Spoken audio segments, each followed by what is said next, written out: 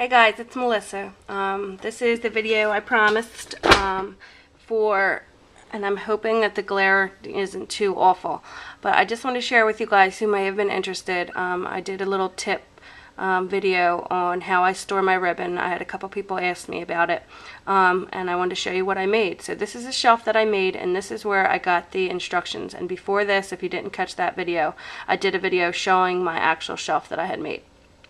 But I wanted to show you where I got the great idea, and I belong to the Paper Tray Inc., the blog, and I get the emails from them, and from time to time they do little, I think she calls hers her studio, but her studio tips for what she does for her craft room. And she has some great tips on there, but this is one I particularly liked. And I'm going to show you if it comes up. It looks a little blurry in the thing. So it's Nicole Heady, NicoleHeady.typepad.com, and this one says, to get to that exact thing, it says /capture-the-moment/studio ribbon storage.html. But you don't need to even do all that. If you go on that Paper Tray Inc., the regular papertrayinc.com, their website, and you go down to the bottom and it says Nicole's blog, and that's how it brought me right here. And then if you look down in her side, because I'm not going to be able to, I don't know how to send people links, because that would probably be much easier for you. But see down, you scroll down a little bit, and right here, there's a little search bar, and what you could search in, like I just typed in ribbon storage, and then this came up. Well, there's a couple choices, but she has it labeled exactly as studio ribbon storage, so maybe if you do that, it'll bring you exactly right one. But others, you guys are probably better with computers than me. But this is how I know to show you to do it. So this is her blog, and if you type, because like I said, this was a little older post. I wonder if this is dated. I don't see it on here right now. But I just want to show you, she has great instructions, and here's a picture of hers, and see all her beautiful Paper Tray Inc. Ribbon on here. This is her shelf that she made, and she painted it very similar to mine. So I just want to show you where I got the instructions in case anybody's interested. And hers says the overall unit measures 33.5 by 23.5, and it's only 3.5 inches deep. See, she said the same thing. It takes a very small footprint on my stamping table, which is always at the forefront of my mind when selecting new storage. So now she said she just has to fill up more, and hers holds 180 spools of the thicker ribbon. I think I may even got more now since I've done it on mine, but it holds a ton of ribbon. And then she said, I thought I would provide a few brief instructions on how you could go about constructing this yourself. It's really quite simple and inexpensive to create. The only tools you will need is a saw and a hammer. And I didn't even need the saw because, like I said in my video, I just went to Home Depot and they did the cut. I told them my measurements and they just cut the couple cuts for me, which helped me. But if you guys are handy, go for it. But here just says the materials that you need. She just shows you the 1-inch deep molding, and then these little, I think, what is it? 3x4? 1x4s? 1x4s and 1x3s, I think, is needed. So it says you'll also need a half sheet of beadboard or plywood. So you could even do plywood, because I think that would save you money instead of getting the fancy beadboard. And white paint if desired. And then you need 1x4s or 1x3s. And then they're cut down. Then here they show you the, sorry, I'm trying to hold you still as I can.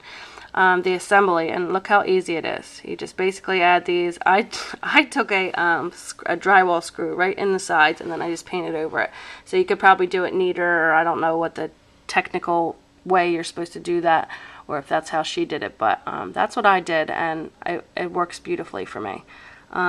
And she says to construct the shelf, you would need to build the exterior frame first, nail together the 4 pieces at the corners, and then you just add your little shelves. And see, this is a better view, what I was trying to show you. So this is your 1x3 piece of wood. This is the molding, and you just basically need any kind of, because I know all the, your different hardware stores are not going to have the same exact molding, but mine, is pretty similar to what I was able to find. But you just basically need one that comes down like on a slant here, that's going to catch, your ribbon, so it doesn't just roll flat off the counter. And then it says attach the molding to the front of each shelf, and she shows another picture here. And she says, as you can see, the molding acts as a small ledge to prevent ribbon spools from rolling off the shelf. But at the same time, and this is what was important, the spools remain easy to get to.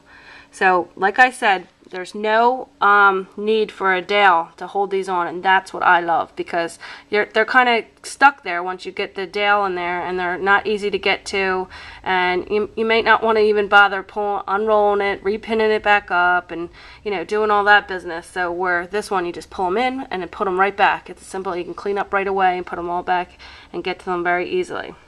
So I think I was able to copy and paste or print this out, but I just wanted to show you. So again, it's NicoleHeddies.typepad.com, but like I said, if you go to Paper Tray Inc., and this is her right here, if you go to Paper Tray Inc.'s website and just go down to the bottom, and it'll say Nicole's blog, because I guess she works for them, or she's big, part of their team there. So just click on her blog if that's easier for you, and then in her search bar on the side on the right, go down a little and just type in this thing here, Studio Ribbon Storage. And she's got all the instructions here and a couple photos. I mean, the instructions aren't that in detail, but I think it's enough to get you through it and get you started on how to make it. And I think that was very nice of her to add these on here, because it's one of my favorite things now in my craft room. So just wanted to share that tip that I found with you guys, and hopefully that helps some of you who I got a couple emails for people that said they have a ton of ribbon and any idea where to buy a shelf.